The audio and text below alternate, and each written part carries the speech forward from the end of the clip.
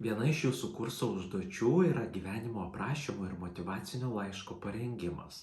Tam panaudokite žinias, kurias įgijote klausantis kviestinės lektorės paskaitų ir atkreipkite dėmesį, kaip tinkamai reikėtų tiek vizualiai, tiek ir praktiškai išdėlioti gyvenimo aprašymą pagal struktūrą, kurią pateikiu ir užduoties aprašyme, bei lygiai taip pat turite susigalvoti, į kokią instituciją norėtumėte pretenduoti ir tai institucijai reikia parengti motyvacinį laišką.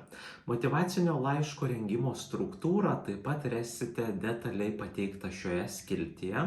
Tad pirmiausia, susipažinkite su visais žingsniais, kaip daryti šiuos du įrankius, kad juos galėtume paskui ir praktiškai panaudoti. Ir tai bus naudinga užduotis, kurią galėsite jau pasinaudoti ir pabaigę studijų procesą, ieškant darbo perspektyvų.